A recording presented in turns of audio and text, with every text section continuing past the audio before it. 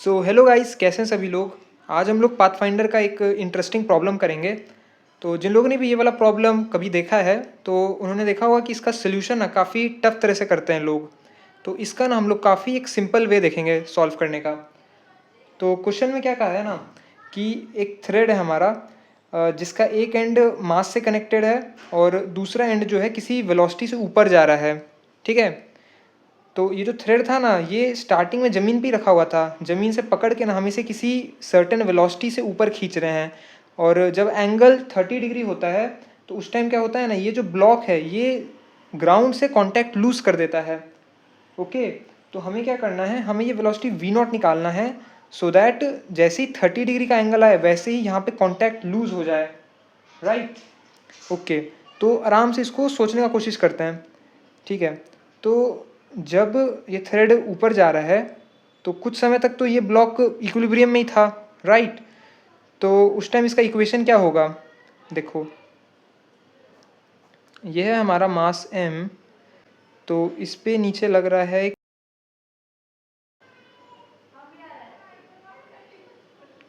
ऊपर लग रहा है नॉर्मल रिएक्शन और टेंशन फोर्स लग रहा है किसी एंगल थीटा पे। मतलब जब थ्रेड और हॉरिजॉन्टल के बीच में कोई एंगल थीटा है तो सपोज करो टेंशन टी है। राइट। ओके।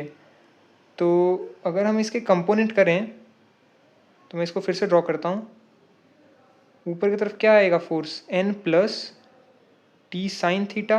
राइट। नीचे क्या आएगा, mg, और राइट डायरेक्शन में आएगा t कॉस थीटा। ओके। तो इनिशियली तो क्या था, ये इक्विलिब्रियम में ही था, तो इसलिए हम लिख सकते हैं n plus T sine theta equal to mg। Okay. और इधर क्योंकि टी कॉस थीटा का फोर्स लग रहा है तो पक्का इस डायरेक्शन में एक्सेलरेट कर रहा होगा। So T cos theta is equal to m into a. Right. अब हमसे कहा है कि ये कॉन्टैक्ट लूज कर रहा है किसी एंगल पे। तो जब कॉन्टैक्ट लूज कर रहा है it means that normal reaction zero होगा। ओके। अब जैसे कई लोग पूछते हैं कि जब कॉन्टैक्ट लूज करेगा तब भी उस टाइम ये वाला इक्वेशन वैलिड है। यस, हमने जस्ट कहा है जस्ट कॉन्टैक्ट लूज हुआ है। तो वहाँ पे क्या होता है ना, जब कॉन्टैक्ट लूज होता है तब टी साइन थीटा ही क्या करेगा, mg को बैलेंस कर लेगा। ओके। बट उस टाइम भी इंस्टेंटेनियसली वो इक्विलिब्रियम में ही होगा, जस्ट कॉन्टैक्ट लूज हुआ है। ठीक है। अगर किसी को नहीं आ रहा है समझ तो बस इतना याद रखो, जो तुम्हारी इनिशियली जो इक्वेशंस आई हैं जहाँ भी तुमको कहे कांटेक्ट लूज हो रहा है या फिर सरफेस को बॉडी छोड़ रही है तो वहाँ पे बस तुमको क्या करना है, नॉर्मल रिएक्शन ज़ीरो पुट कर देना है। तो इसमें जब मैं नॉर्मल रिएक्शन ज़ीरो पुट करूँगा तो मेरे पास आएगा T sine theta equal to M G, और दूसरा इक्वेशन था T cos theta is equal to M A. Okay. तो हमने यहाँ पे कंडीशन लगा दी है कि कॉन्टैक्ट लूज हो चुका है। ठीक है। उसके बाद ये इक्वेशंस आई।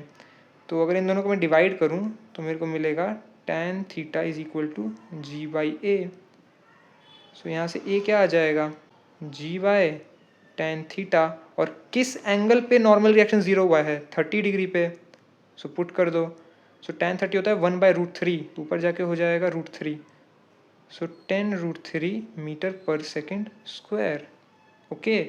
यानी कि जब कॉन्टैक्ट लूज होगा उस टाइम जो हमारा ब्लॉक है उसका हॉरिजॉन्टल में ये एक्सेलरेशन होगा। ठीक है। ओके। अब हम इसके आगे क्या करें, है ना, इसके बाद ही क्या होता है नहीं आता है स्टूडेंट्स को समझ कि इसके आगे हम क्या करें। यहाँ मैं तुमको एक नई चीज़ सिखाने वाला हूँ। हमें यहाँ पे एल लेंथ दिया है थ्रेड का। जनरली तुम देखोगे कि यार थ्रेड का लेंथ कभी देता है क्या, लेकिन यहाँ पे दिया है तो पक्का यहाँ कुछ नया कंसेप्ट यूज़ होगा। अब वो नया कंसेप्ट क्या है मैं तुमको बताता हूँ। तुमने सिंपल पेंडुलम देखा ही होगा। सिंपल पेंडुलम में क्या होता है, एक फिक्स पॉइंट से हमारा कोई मास कनेक्टेड होता है थ्रू अ स्ट्रिंग। तो इसका जो मोशन होता है वो कैसा होता है, सर्कुलर होता है। राइट। और किसी भी पॉइंट पे जो इसकी वेलोसिटी होती है उस सर्कल के टेंजेंट के अलॉन्ग होती है। और ऐसा क्यों होता है, ऐसा इसलिए होता है क्योंकि ये जो थ्रेड है ये स्लैक नहीं होती है, ये बिल्कुल ही टाइट स्ट्रिंग होती है। राइट। तो इसलिए ये कंपलसरी हो जाता है कि ये जो पार्टिकल है इस स्ट्रिंग के परपेंडिकुलर ही मूव करे, है ना। और क्योंकि इस मास का इस फिक्स पॉइंट से जो दूरी है वो हमेशा कांस्टेंट होता है, इसलिए सर्कुलर पाथ होता है। और क्योंकि ये स्ट्रिंग का लेंथ हमेशा एल है, ये ना लेंथ बढ़ रहा है ना घट रहा है, तो इसलिए वेलोसिटी इसकी हमेशा इस स्ट्रिंग के परपेंडिकुलर होती है। ठीक है, अब मैं तुमको यहाँ बताता हूँ इसका क्या यूज़ है। अगर इस पॉइंट P के फ्रेम में हम लोग देखते हैं ना इस मास को, तो ये मास सर्कुलर मोशन कर रहा है। ठीक है, मैं एक्सप्लेन करता हूँ इसको अच्छे से। तो सपोज करो मैं P के फ्रेम में आ गया, so P is my frame of reference. So अगर P के फ्रेम से हम देखें ना इस मास को, तो इस मास की जो वेलोसिटी होगी इस P के फ्रेम में, वो सर्कुलर मोशन में जो होती है अलॉन्ग द टेंजेंट वही होगी। क्यों? क्योंकि ये लेंथ जो है ये फिक्स है, या ये कहें ये स्ट्रिंग टाइट है, तो इसलिए ये कंपलसरी हो जाता है कि ये जो पार्टिकल है इस P के रिस्पेक्ट में अलॉन्ग द टेंजेंट मूव करे, है ना।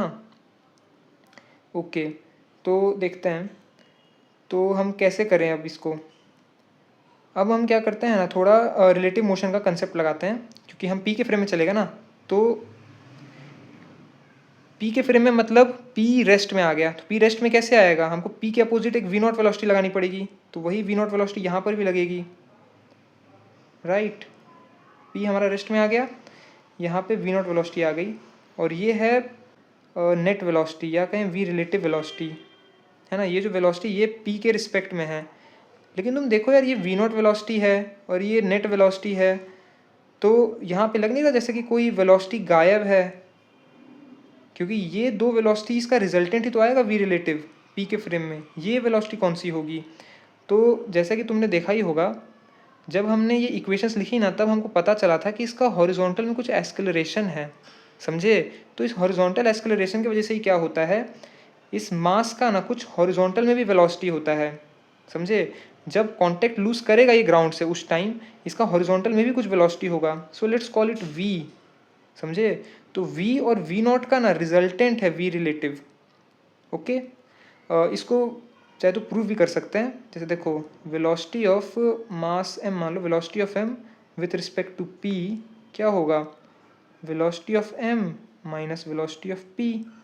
ओके, सो ग्राउंड फ्रेम में सिर्फ इसके पास एक V वेलोसिटी थी हॉरिजॉन्टल में, so V I cap minus P की क्या वेलोसिटी थी ऊपर की तरफ V नॉट, तो ये नीचे की तरफ आ जाएगी V नॉट जे कैप। तो यही तो आया है हमारा वी आई कैप और V not J cap negative में। ओके, और ये आ गई नेट वेलोसिटी, ये लेंथ है हमारा L। ओके, अब हम सर्कुलर मोशन का कंसेप्ट यहाँ कैसे यूज़ करें। देखो कुछ फोर्सेस हैं जो कि इसको इस P के फ्रेम में क्या करवा रहे हैं, सर्कुलर मोशन करवा रहे हैं। तो P के फ्रेम में सर्कुलर मोशन कर रहा है, तो सर्कुलर मोशन करने के लिए क्या चाहिए होता है, एक सेंट्रीपिटल फोर्स चाहिए होता है, या ये कहो सेंट्रीपिटल एक्सेलरेशन चाहिए होता है। तो हमारे तो यहाँ पे एक्सेलरेशन निकला था, यस। तो पक्का इस एक्सेलरेशन का जो सेंटर की तरफ कंपोनेंट होगा वही इसको सेंट्रीपिटल एक्सेलरेशन प्रोवाइड कर रहा है।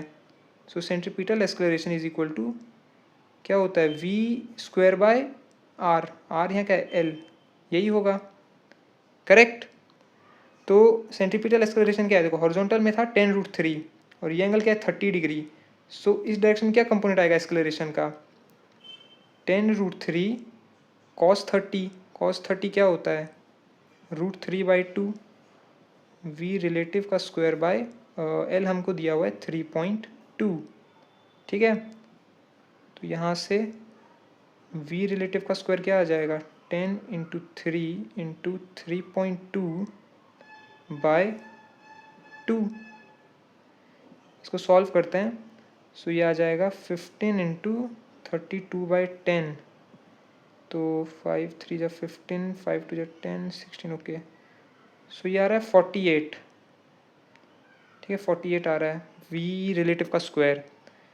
सो यहाँ से V रिलेटिव क्या आ जाएगा, √48 यानी √16 × 3 या, सो 4√3 मीटर पर सेकेंड। सो ये आया हमारा V रिलेटिव। बट हमें क्या निकालना था, हमें तो V नॉट निकालना था ना। ओके, तो ये एंगल तो देखो 90 डिग्री है पूरा, ये एंगल 90 डिग्री है, और ये एंगल थीटा है 30 डिग्री, तो थीटा 90 माइनस थीटा, ये वाला एंगल वापस थीटा हो गया। सो वी नॉट क्या हो जाएगा, वी रिलेटिव का कॉस वाला कंपोनेंट।